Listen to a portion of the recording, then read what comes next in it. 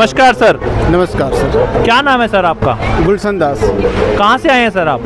दुमका जिला झारखंड से बिलोंग करते हैं। तो आपने संत रामपाल जी महाराज निष्ठा कब प्राप्त की? 2018 में। तो जब आपने 2018 में प्राप्त की, उससे पहले तो जो संत रामपाल जी थे वो जेल में थे, तो उसके बाद कैसे आपने नाम लिया? सर मनोज लायक नाम के एक भगत है, उसने ज्ञान गंगा पुस्तक दी, उसको पढ़कर मैं संत रामपाल महाराज के शरण में आया। तो उसके बाद, उससे पहले आप कौन सी भक्ति करते थे? उसके पहले मैं किसी को अंतरात्मा से भक्ति नहीं करता था, और मेरे गांव में सतपाल वाला बहुत है, वहाँ सत्संग भी क्या करता था उन लोग, तो उसको मैं सुनता था। वो मन में सोचता था कि इससे नाम ले लूँगा, तो उसे नाम नहीं लिया।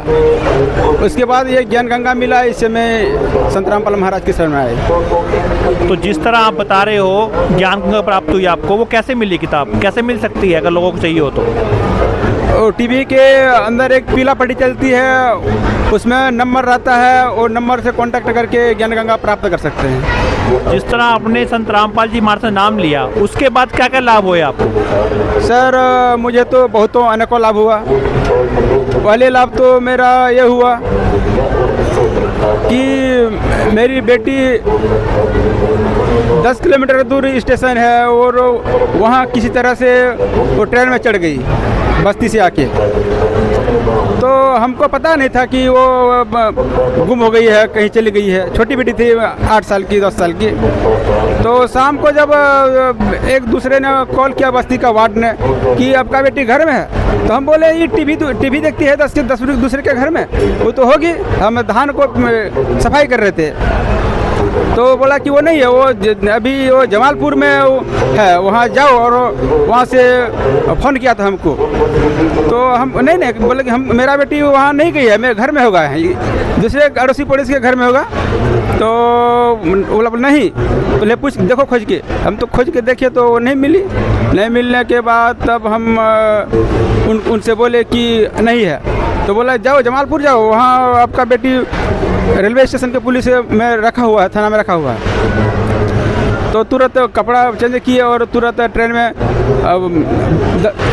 10 किलोमीटर दूर है, वहाँ गए और ट्रेन में बैठ के फिर जमालपुर आए। जमालपुर आने के बाद वो रेलवे थाना का वो बड़ा वो है, वो भगत जी है। पहले पता नहीं चला, तो बोला कि हम रो रहे के बोले कि देखिए हम नशा भी नहीं करते हैं पर, और इस तरह बच्चा को पिटाई भी नहीं करते हैं, और कितना दूर कैसे चल गए। तो वो बोला कि अब किसी से जुड़े हैं, तो हम बोले कि हाँ संत रामपाल महाराज से। तो बोला कि सच है, मैं भी उन्हीं का भगत हूँ। तो परमात्मा इस तरह देखो, मेरे बच्चिया को कहा, वो ट्रेन में इतना भीड़ में कैसे चुन के उसके वहाँ भगत के पास पहुँचा दिए। तो बच्चिया को पूछी कि आपको कौन पहुँचा? बोला कि वो सफ़ेद कुर्ता और पाजामा पहना हुआ था। उसने हमको खाली पता पूछा कि बेटी कहाँ जा रही हो, चलो हम पहुँचा देते हैं। तो वहाँ वो ट्रेन वो जमालपुर में खड़ा था, और उसको पकड़ के वहाँ पहुँचा दिया भगत जी के पास। पहुँचाने के बाद वो भगत जी ने जिला फ़ोन किया एसपी के पास। एसपी तो बोला कि वो एसपी सो गया था, तो वो नहीं उठाया। फिर डीएसपी को फ़ोन किया, डीएसपी ने रामगढ़ थाना का बड़ाबू को फ़ोन किया, और बड़ाबू थाना ने एक महनपुर गांव पड़ता है, वहाँ का जिला परिषद है, और उनको फ़ोन किया। और जिला परिषद ने मेरे गांव के पूर्व वार्ड को फ़ोन किया, और पूर्व वार्ड हमको लेने के लिए आया, और वो बोला कि आपका बेटी वहाँ हरा गया है, से जाओ। उसी तब हम वहाँ पहुँचे। तो आपको इतने लाभ मिले, तो जो आज आपको लोग देख रहे हैं उसके लिए आप क्या संदेश देना चाहेंगे लोगों को? हम तो यही संदेश क्या देते, मैं तो एक छोटे सी जीव हूँ, संदेश क्या दे सकता हूँ, प्रार्थना कर सकता हूँ कि संत रामपाल महाराज पूरे ब्रह्मांड के शास्त्रों के प्रमाणित करके, आंगुली दिखा करके, चिल्ला करके वो बोलता है, प्रमाणित कर रहा है कि परमात्मा